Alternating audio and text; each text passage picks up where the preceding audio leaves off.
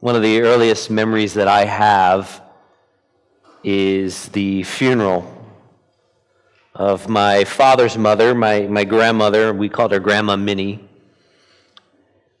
I didn't have much interaction with Grandma Minnie because prior to me being born, she had a stroke, so she wasn't really able to communicate.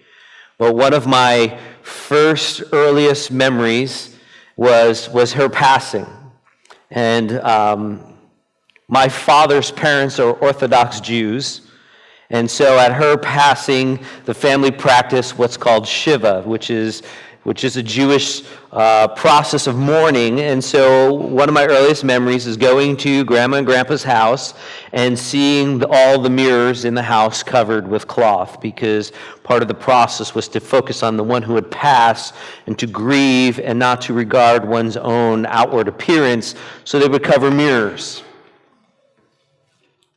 The Jewish people also would, especially the family itself, as they grieve, would sit on low chairs or wooden boxes with no pillow because they aren't supposed to be comfortable. It's a time of mourning, and they would often sit in these low seats, kind of throwback to the days of remembering, grieving, and mourning when you would sit in dust and ashes. And they would do this for 7 days. Not that they would on the seventh day rise and forget the one who has passed, but it was this process that they would go through because grieving takes a while. It takes more than 7 days. But they set aside specific time to be focused on this. And so this morning, we're going to see how David grieves when he receives news of the passing of King Saul and his dear friend Jonathan. So if you have a Bible, I would encourage you to flip over to 2 Samuel. I'm going to be reading through chapter 1. Again, I want to just remind you that the book of Samuel in the Christian Bible is broken into 2 books, but if you were to read the Hebrew Bible or the Old Testament that a Hebrew person might have, a Jewish person, this is one story. It's not 2 books, it's 1 book. And so we read this morning from 2 Samuel chapter 1. After the death of Saul, when David had returned from striking down the Amalekites, David remained 2 days at Ziklag, and on the 3rd day, behold, a man came from Saul's camp with his clothes torn, dirt on his head. And he came to David, and he fell to the ground to pay homage. And David said to him, "Where do you come from?" And he said to him, "I have escaped from the camp of Israel." And David said to him, "How did it go? Tell me." And he answered, "The people fled from the battle, and also many of the people had fallen and are dead. And Saul and his son Jonathan are also dead." Then David said to the young man who told him, "How do you know that Saul and his son Jonathan are dead?" And the young man who told him said, "By chance I happened to be on Mount Gilboa." There was Saul leaning on his spear. And behold, the chariots and the horsemen were close upon him. And when he looked beyond him, he saw me, and he called to me, and I answered, Here I am." And he said to me, "Who are you?" And I answered to him, "I am an Amalekite." And he said to me, "Stand beside me and kill me, for anguish has seized me, and yet my life still lingers." So I stood behind him, and I killed him, because I was sure that he could not live after he had fallen. And I took the crown that was on his head, and the armlet that was on his arm, and I have brought them here to you, my Lord. Then David took hold of his clothes, and he tore them. And so did all the men who were with him, and they mourned, and they wept, and they fasted until evening for Saul and for Jonathan his son, and for the people of the Lord, and for the house of Israel, because they had fallen by the sword. And David said to the young man who told him, "Where do you come from?" And he answered, "I am a son of a sojourner, an Amalekite." And David said to him, "How is it that you were not afraid to put out your hand to destroy the Lord's anointed?" Then David called one of the young men and said, "Go execute him." And he struck him down so that he was dead. And David said to him, "Your blood be on your head, for your own mouth has testified against you, saying, I have killed the Lord's anointed." I just want to explain here a few things before we get into the actual lament of David. If you'll remember how the author has already described how Saul has died, and it's a little bit different.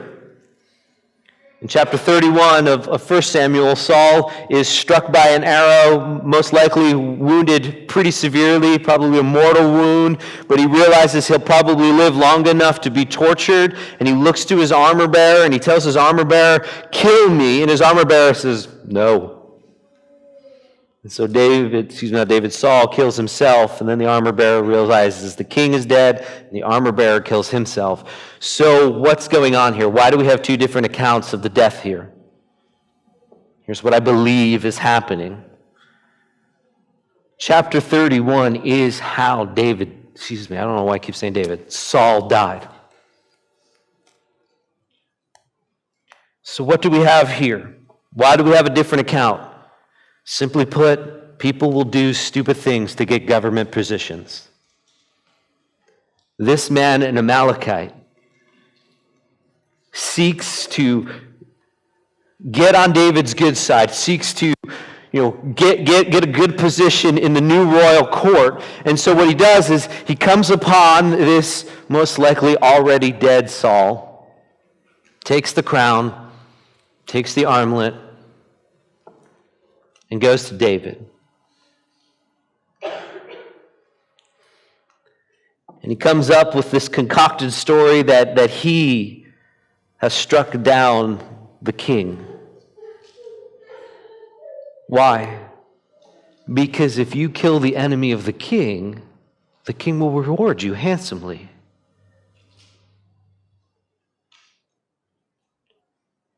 And I love how the author breaks up the story because he wants to drive home. Yes, there's this man. Yes, there's this false story happening. Yes, he'll meet his maker. But this passage is actually about mourning. It's actually about grief and sorrow. And so even though we know that this is a false story, as soon as David hears it, what's he do? He tears his garments. He mourns. The men who are with him tear their garments. They fast for the day. They mourn. Why? Because the author wants to point out, when there is something to grieve over, you grieve. You don't wait. You grieve. And then he picks up the account. And David, of course, asks, how is it that you would do this? If you're a sojourner, you're one who lives within our people, then you would know who the king is, and you would not treat the king that way. How? Why? And by his own words, that man faces death. And so we come then to verse 17.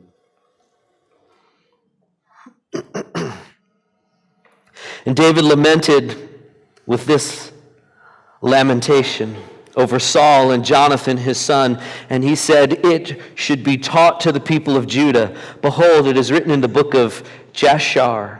And he said, "Your glory, O Israel, is slain on your high places. How the mighty have fallen. Tell it not in Gath, publish it not in the streets of Ashkelon, lest the daughters of the Philistines rejoice, lest the daughters of the uncircumcised exult.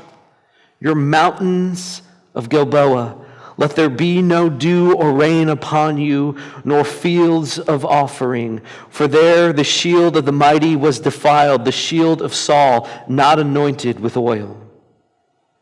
From the blood of the stain, from the fat of the mighty, the bow of Jonathan turned not back, and the sword of Saul turned not empty. Saul and Jonathan, beloved and lovely, in life and in death they were not divided. They were swifter than eagles and stronger than lions. Your daughters, O Israel, weep over Saul, who clothed you with luxuriously in scarlet, who put ornaments of gold on your apparel. How the mighty have fallen in the midst of the battle. Jonathan lay slain on your high places. I am distressed for you, my brother Jonathan. Very pleasant have you been to me. Your love to me was extraordinary, surpassing the love of women. How the mighty have fallen, and the weapons of war perish. This is David's lament. He laments over the nation, over the fall of these great ones, and there's this repeated phrase, how the mighty have fallen, how the mighty have fallen, how the mighty have fallen.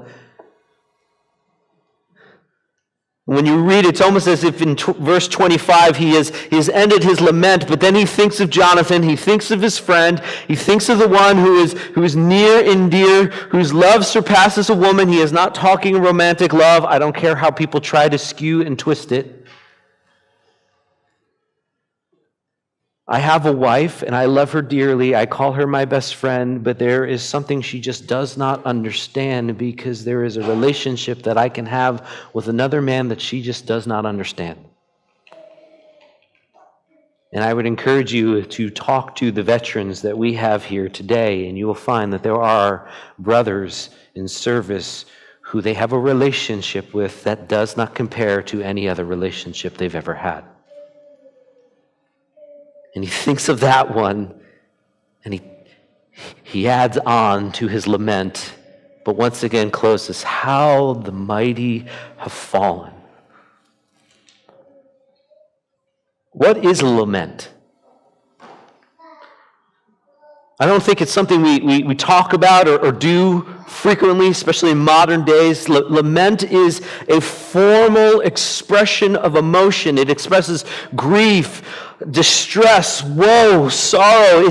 It's not uncontrolled babbling that sometimes happens momentarily. You see that maybe at the very beginning when David and the men hear, he tears his clothes, he weeps. I've been there when people have seen loved ones pass and they just uncontrolled emotion pours out of them. That's not a lament.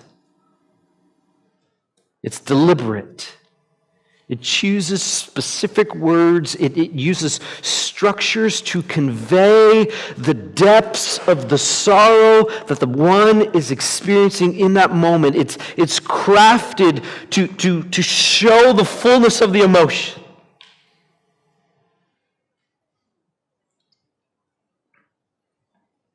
And so we have this lament of David.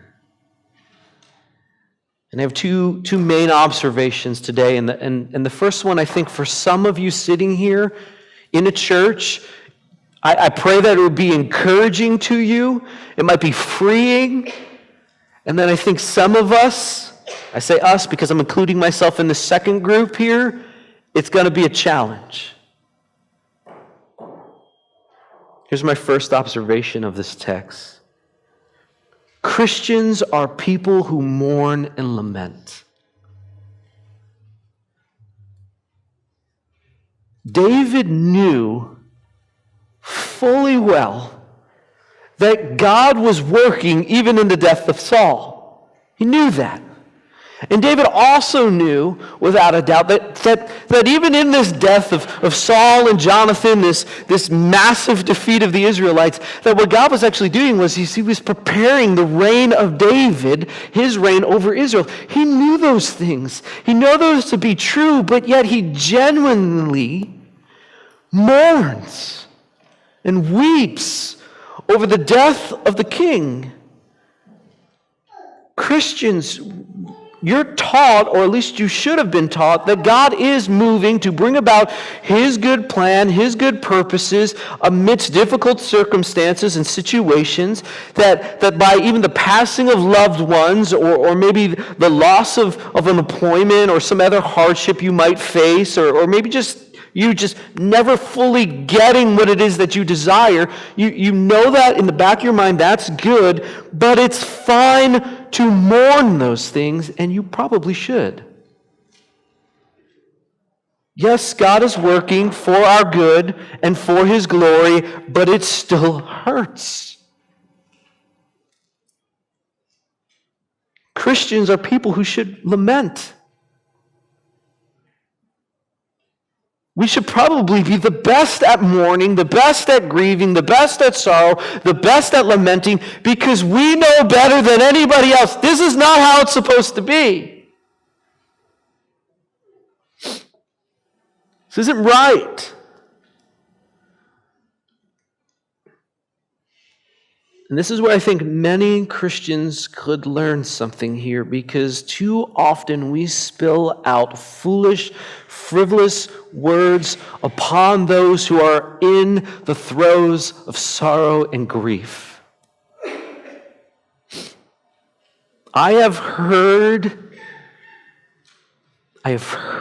a Christian say to a parent who is grieving and mourning the death of a child these hurtful words: God needed your child more. And as I'm standing in line to come to those parents, my thought is, I'm going to beat the snot out of you in the parking lot. How dare you say something so idiotic to someone who is in the midst of mourning? As if that father and that mother are just, oh yeah, great, okay, we're done, close up shop, let's go party. And I say that because I know that the person out of love was trying to say that, but at the same time I wanted to say how inconsiderate, one, how inconsiderate, two, how unbiblical. Do we really want to serve a God who can't do anything unless he has a newborn baby in heaven? But God's hands are tied. If only I had infants to help me be sovereign over the universe. And I say that because we feel like we don't know how to grieve, and so we want to say some pat answer that will hopefully make them feel better, but in the long run what it does is it stabs them in the heart.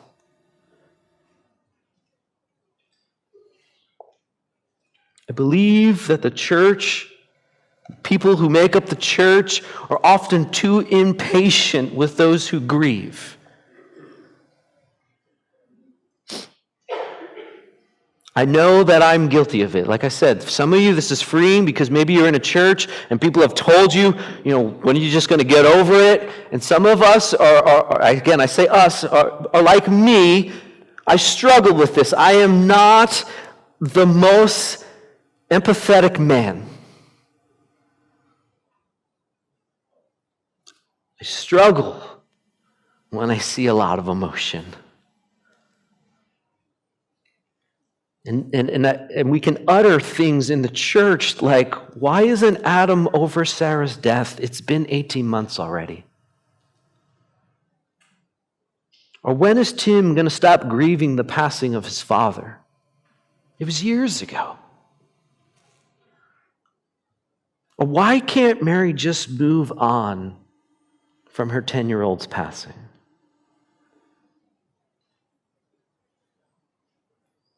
Beloved, the reality of salvation, the goodness of the gospel, we know that God is good. We know that he is working in these circumstances. But the reality of that isn't meant to remove the mark of sin in our lives. We will experience death. We will experience pain. We will experience disappointment. We will experience grief. We will experience sorrow. That's a reality now. Why? Because we live in a world that is broken now. Yes, we're part of a kingdom and a great reigning God, but it is a not yet already kingdom.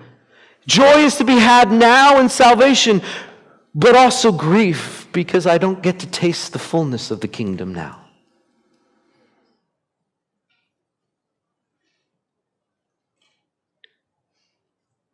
I think we can deceive ourselves into thinking that if someone is sorrowful, if someone is mourning, if someone is grieved by something, that they don't know the joy of the Lord, but yet the Apostle Paul writes to the Corinthians, sorrowful yet always rejoicing. What does that look like? How can you be sorrowful yet always rejoicing at the same time?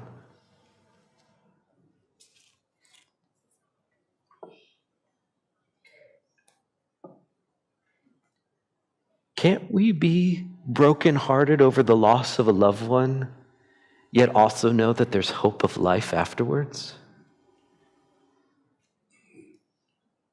Can't we, in the moment when we're used to seeing them sitting in that chair, we walk in the room and it runs through our mind, can't we for that moment be like, oh, but there's life?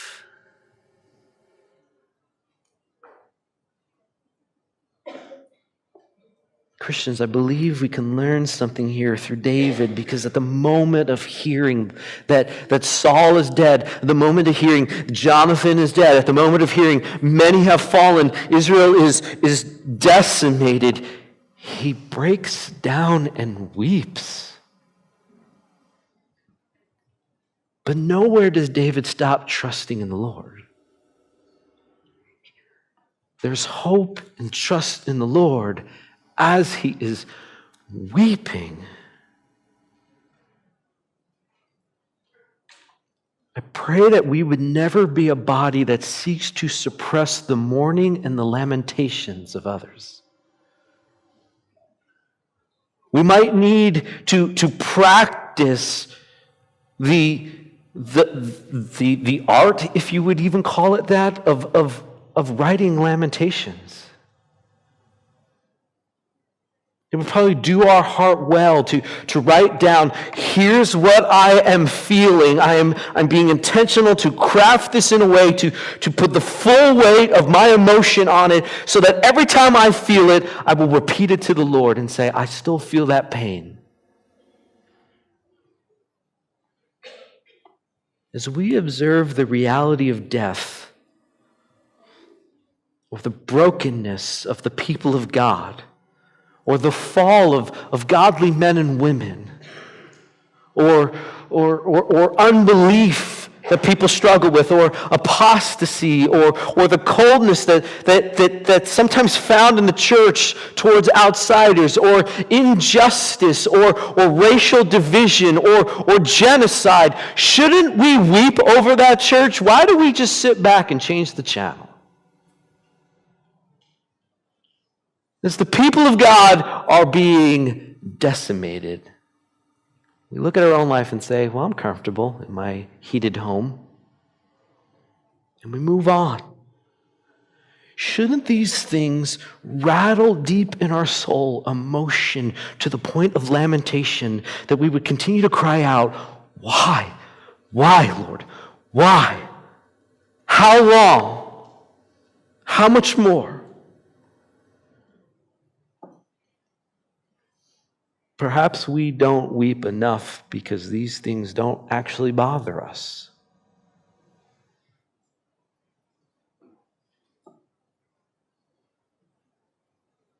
The church is made up of people who weep and mourn because we know what we have when we have life in Christ. And when we see those who don't have it, it breaks our heart. The church is filled with people who should weep and mourn because we know this is not how it's supposed to be. It hurts now. It's painful now. Oh, but joy comes in the morning. Well, the morning might still be another 50 years down the road.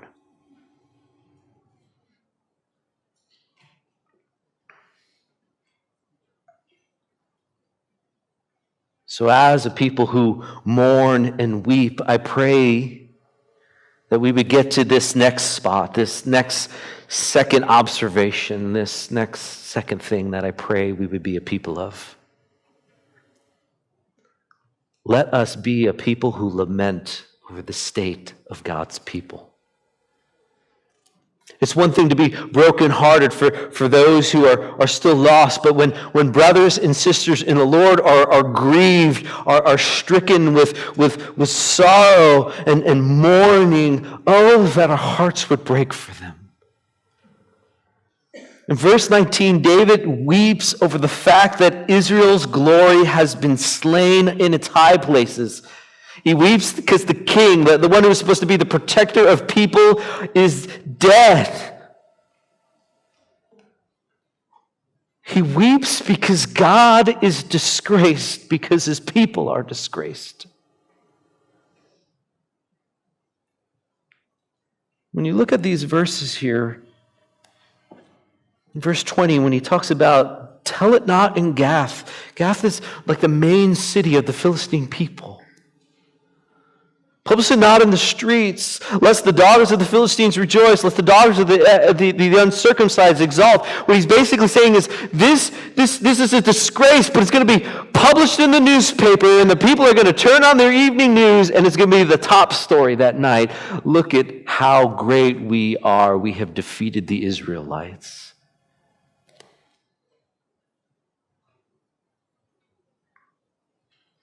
Beloved, we serve a risen and reigning King. And we have the message of life that brings end to death. And knowing these truths, we should observe the reality of the church and weep. Not just the church here in the United States, because of our laissez-faire passivity of just starting to just allow the world to creep into what we believe and what we do and how we view things, but also brothers and sisters around the world who are persecuted, who meet daily and have fear of imprisonment. Shouldn't we be driven to mourn and lament the state of the church? Instead of being in competition to get people from one building down the street to meet in our building here, shouldn't we mourn over the fact that we are not going and preaching the gospel to the lost?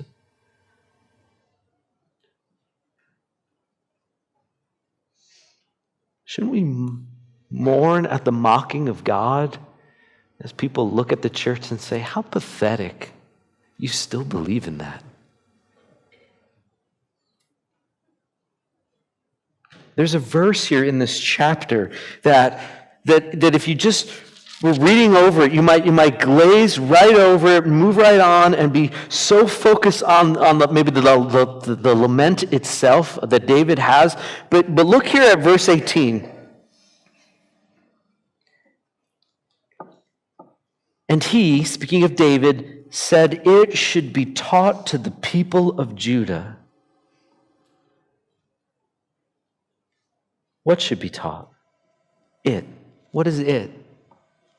The lament. I don't know about you, but to our kids, we try to, when they were younger, teach them fun songs. Sing happy songs.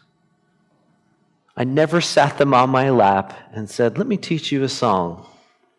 Your glory, O Israel, is slain in the high places.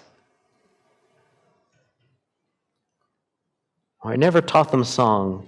You'll never know your father's grandmother and grandfather because God took them away before you were born. Your dad has a hole in his heart because he doesn't really know his grandparents because God took them away when he was small. Never taught my kids that song. Maybe I need to work on it. Maybe I need to tweak it a little bit more. But why would David want this to be taught to the people? Why would he say, memorize this dirge, memorize this lament? Why? It seems cruel, doesn't it?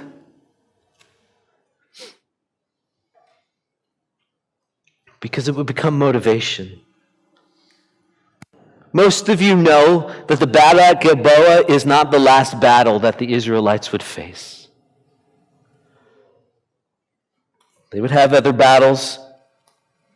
This written lament would be used to be a stirring reminder of the pain and loss that they experienced on that mountain, that utter defeat against them. Why? Because memory sometimes is a good thing. If you think about the national anthem or some of the other patriotic songs that we sing in the United States, they all involve themes of battle. Lament, yes. Weep, yes. but be stirred to action. Perhaps you're familiar with Masada. I have a picture of it. Can we get that picture up there? Masada, it was this high plateau in southern Israel. At one side it looks down into the valley. On the other side you have a pretty good view of the Dead Sea. Herod the Great built a summer palace there. And on the top flat part, if you kind of see, it's fairly big. They would actually grow crops and things like that. And then his palace basically hung off on the steps of the cliff. And they stored not only food but water. But if you notice on the very right-hand side, there's this slope of land. Keep that in your mind. Let me tell you a little story about Masada. Eventually, the Israelites revolted against the Roman rulers. Around 70 A.D., Rome came in and destroyed the temple and destroyed Jerusalem. And the final rebels ran to Masada and camped out there. And eventually the Roman general, Flavius Silva, camped around there and realized there's no easy way in here. So using Jewish slaves, he built a land ramp. That ramp is still there. You can go to Masada today and walk up the ramp. And eventually the Romans built this ramp. They take over Masada only to find that everybody who remained in Masada took their own life. And to this day, many Israeli defense forces, the recruits, one of the first things they do is they go to Masada, and part of their allegiance oath ceremony is at Masada. And one of the last things they say is, Masada will never fall again. Why would you do that? A place where the remaining Jews took their own life in suicide because it was better to die at the hands of their own sword than the Romans. Why? Why would you do that?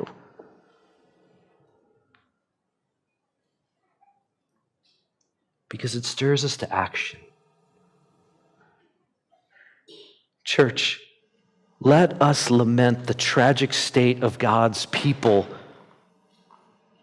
because it would stir us to action. Jesus Christ, you can read this in Matthew as he's riding in triumphantly. I love that we call it the triumphant entrance, because everybody's singing hallelujah, Hosanna, they're waving palm branches, and yet the one who should be celebrating the most is sitting there weeping as he rides in, and he looks over to the city, there it is, and he says, "Oh, Jerusalem, Jerusalem, the one who kills its prophets and stones those who are sent to her. How often I wanted to gather you as children together, as a hen gathers her chicks under her wings, but you were not willing."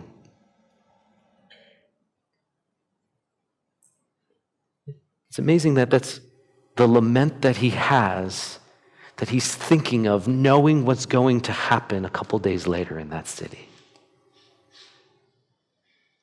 We should be lamenting for the people of God who are broken, who are hurt, who are mocked, who are confused, who are hungry, who are downtrodden, whether they are found right here in this room right now, or they are found outside of these walls, or found wherever they are to the ends of this earth. Why? Because they are God's, and we should weep with those who weep.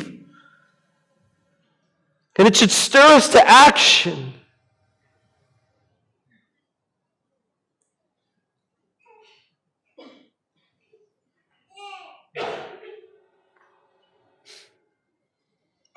What will move us to seek the grace of God? What will move us to serve the family who has to figure out, how do we do life now that Dad's gone? How do we minister to the orphan and the widow? I think until our heart breaks there, we will not. I pray that we would maybe lament some more. If you read through the Psalms, you will find that there are many Psalms that are titled a Psalm of Lament, a Psalm of Lament, a Psalm of Lament. Why don't we sing those ones more often on a Sunday morning here? Because I'm willing to bet each and every one of us have experienced some sort of heartbreak or disappointment where you have shook your hand at the Lord and said, why? Why?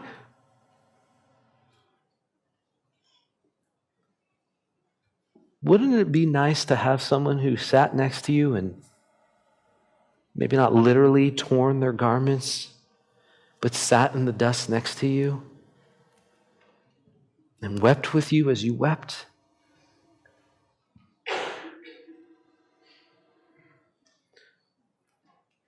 I pray that when our heart breaks, if we would just lament more over the loss, that we would taste in part just a bit of the grief and the suffering, because it would stir us to move forward in a way that would drive us to be there, taking on the burden that they're taking, aiding them when they need help. That we'd be interceding and saying, we need more of you, Lord. They need more of you, Lord. They need more of you, Lord. Why? How? How much longer, oh God? How much longer? Instead of just patting them on the shoulder and saying, it will get easier. Will we mourn and lament? Will we cry out for the Lord? Will we say that there is no good apart from God, but I will weep with those who weep. I will mourn with those who mourn. And because of that, I want to look out and find others who are experiencing this same brokenness and come alongside them as well. Church, let us not seek to diminish the reality of one's grief and one's sorrow while we love them, but instead let's enter into their pain and love them amidst the pain. We have a God who laments over the pain and suffering of his people. If you do not think he knows that and knows the brokenness and the heartbreak you have, you do not understand what it means by him sending his son into this world to taste the bitterness of broken, sinful, hurtful pain so that one day he could take it away. Church, let us be imitators of Christ and not stand back and see pain, but instead come in and take it on ourselves. Let us lovingly encourage those who are lamenting and broken with the truth of the gospel that though we weep now, joy is coming. But it awaits us on the glorious morning when the Son of God will rise in the east and he will usher in the fullness of his kingdom. So I'm going to do something here a little awkward. And I'm going to ask you to be a little awkward.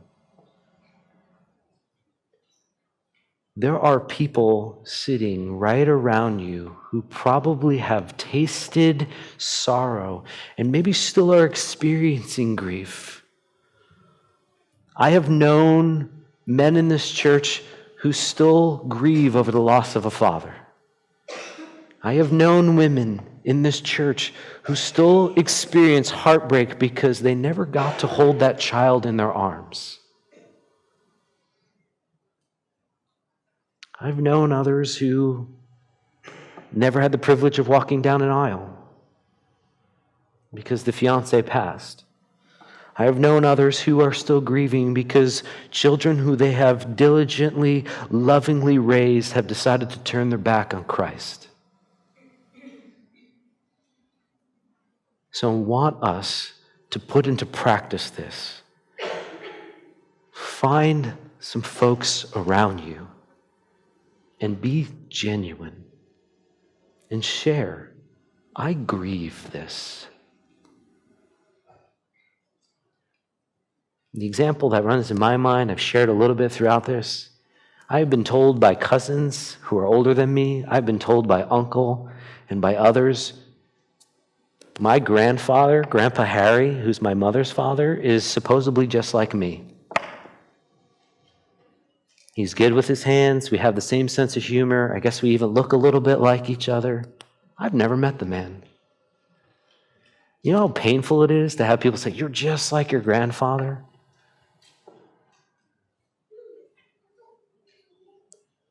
I've experienced other hurt. So I'm going to encourage us to take a moment around, maybe just turn around or whatever, and share. What is it that you grieve? What is the pain that you're still experiencing? And I'm not asking you to give a pat answer.